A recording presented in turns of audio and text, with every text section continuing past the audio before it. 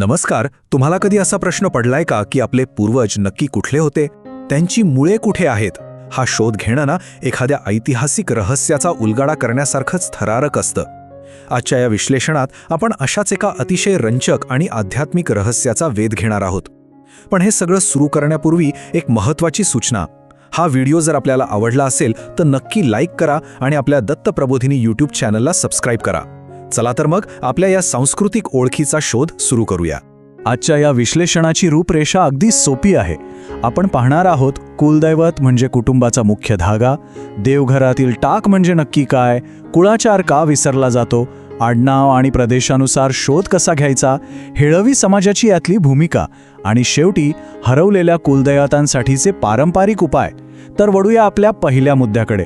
पहिला भाग, कुलदैवत, कुटुंबाचा मुख्य धागा आणि पूर्वजांच्या ओळखीचा आधार. आता कुलदैवत किंवा कुलदेवी म्हणजे काय? सोप्या भाषेत सांगायचं तर ही संपूर्ण कुटुंबाची आणि कुळाची मुख्य संरक्षक देवता असते. आपण अनेकदा कुलदैवत आणि ग्रामदेवता यात गल्लत करतो, होय ना? पण यात एक मोठा फरक आहे. बघा, ग्रामदेवता ही एखाद्या विशिष्ट भौगोलिक क्षेत्राची किंवा गावाची रक्षणकर्ती असते. पण कुलदैवत हे रक्ताच्या नात्याचं, कुटुंबाचं संरक्षण करतं. मग तुमचं कुटुंब नोकरी व्यवसायानिमित्त जगात कुठेही का स्थायिक झालेला असे ना, हा आपल्या कुटुंबाला एकत्र बांधून ठेवणारा एक अखंड धागा आहे. पुढे जाऊया. भाग 2. देवघरातील टाक म्हणजे काय?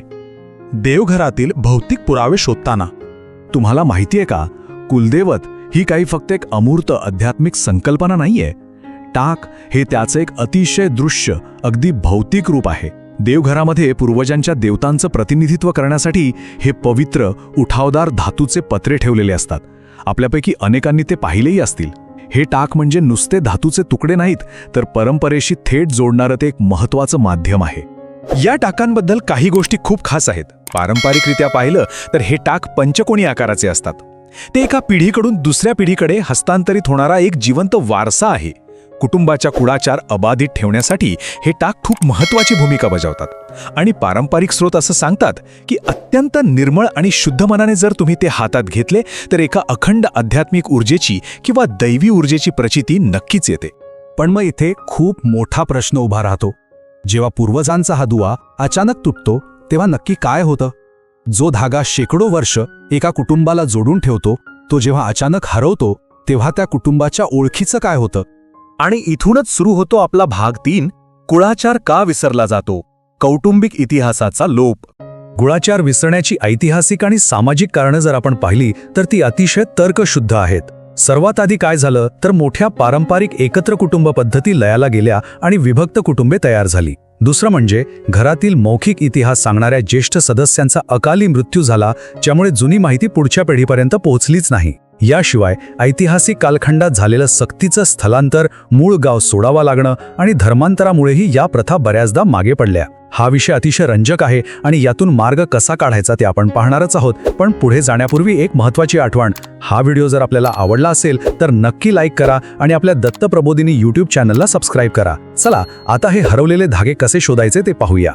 भाग 4, आडनाव आणि प्रदेशानुसार शोध, पुराव्यांचा नकाशा तयार करणे.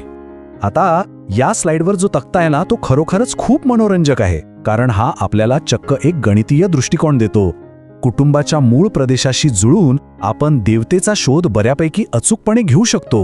म्हणजे बघा, जर तुमचं मूळ कोकणातलं असेल तर तुमचं कुलदैवत रवळनाथ किंवा बारापाच असण्याची शक्यता खूप जास्त असते. जर तुम्ही देश विभागातले असाल, म्हणजे पुणे, सातारा किंवा कोल्हापूरचा भाग, तर तिथे प्रामुख्याने खंडोबा किंवा तुळजाभवानी कुलदैवत असतं. खानदेशात मुंजोबा, तर विदर्भात कोराडी मंदिरातील देवता. भूगोलाचा असा वापर करून हरवलेले ऐतिहासिक दुवे जोडणं खरोखरच अद्भुत आहे, नाही का? आता वळूया पुढच्या टप्प्याकडे.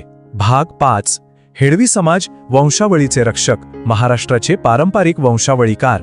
हेळवी समाज हा खऱ्या अर्थाने महाराष्ट्राच्या वंशावळीचा एक चालता बोलता ज्ञानकोशच आहे. असं म्हटलं जातं की ज्यांच्याकडे कुटुंबे, कुळे आणि कुलदेवतांच्या हरवलेल्या नोंदी सुरक्षित आहेत ते म्हणजे हेळवी. पिढ्यानपिढ्या कापणीच्या हंगामात या समाजातील लोक गावोगावी प्रवास करतात. त्यांच्याकडे तुमच्या कुटुंबाचा शेकडो वर्षांचा इतिहास, कुळे आणि कुलदैवतांची माहिती चक्क लिखित स्वरूपात असते. जेव्हा शोधाचे बाकी सर्व मार्ग बंद होतात ना, तेव्हा वंशावळीची अगदी अचूक माहिती देणारे हे लोक खऱ्या अर्थाने आपले पारंपरिक रेकॉर्ड कीपर्स आहेत.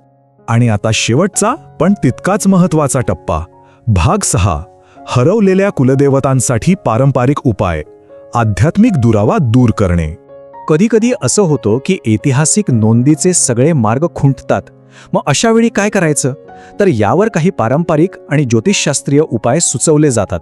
आणि हे उपाय जर आपण अतिशय तटस्थपणे पाहिले तर त्यामागे निसर्ग आणि समाजाप्रती कृतज्ञता व्यक्त करण्याचा एक सुंदर भाव दिसतो. समजा कुलदैवत माहीत नाहीये तरी समान आडनाव असलेल्या भाऊबंधांना शोधून त्यांच्याशी समन्वय साधणं, ज्ञात पूर्वजांचं स्मरण करून थेट पूजा आणि श्राद्धविधी करणं यांसारखे उपाय करता येतात.